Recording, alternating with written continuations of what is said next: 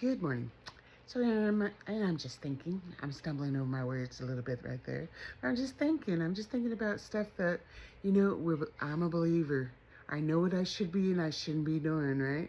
I know what I should be drinking, what I shouldn't be drinking. I know what I should be saying and what I shouldn't be saying. I know how I should be acting and not acting. I know what my little eyes should be fixed on and what they shouldn't be fixed on, right? I do know that, right? But we're believers and some of us, myself included, have fallen into some stuff we know good and well we need to be delivered from. We need to get out of the secret closet doing it and let God purify us and let God deliver us from some of those things. But the thing I was really thinking about this morning was that when I was younger, okay, I come from the Holiness Church, so I shouldn't be sitting up there cussing at somebody. I'm cussing. I'm not cursing and telling somebody, I hope you and your family are on welfare for the rest of your life. You for the next 5 generations, right? That's a curse to be on welfare for all that like that. When you need some, but to be on it habitually for generation after generation, something wrong. Anyway, I had to address that. Anyway, so I remember that, especially in high school, I get away from home, my little mouth, and I got caught a few times, and I got disciplined a few times, but I didn't stop. It was something that if I got an opportunity, I would let it out. I get mad, say so and so and so, and I feel good about it. Like, hey, you know what? I had my piece. I said it.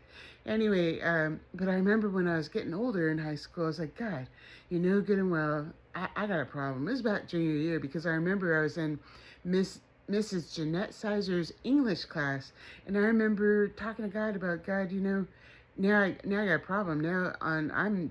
I'm not going to cuss in front of my mom and dad and the church folks, but when I'm not around them, then I just be saying stuff I ain't got no business saying, which is another indicator that you can stop because you know who to do what you're doing in front of and not in front of. If you look at the nasty pictures, you ain't going to look at the nasty pictures with your pastor standing behind you or men from your Promise Keepers group there, right? Anyway, so I remember I came to a time and place where I earnestly was like, God, I gotta stop doing this. This is wrong. It's wrong.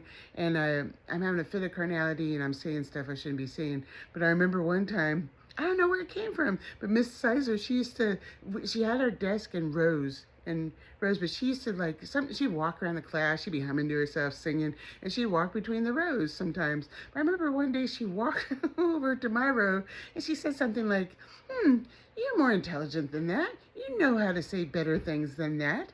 Something to that effect. Like you got more sense than to be saying those little nasty words like that. And I hadn't said anything nasty. I was sitting in her English class, but somehow it got me. It struck me. It was like, wow, I don't have enough intelligence to express myself a better way, a better fashion.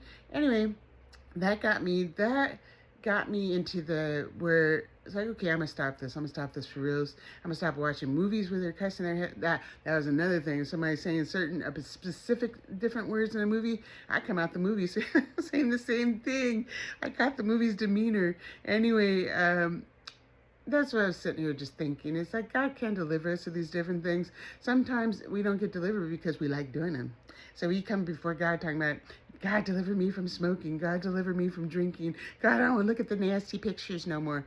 And he's like, I could deliver you, but you have to admit to yourself that you like doing that. You like getting mad. You like having fits of carnality in front of people. Once you get through admitting that, that's one of the first steps to recovery. Anyway, have a good day.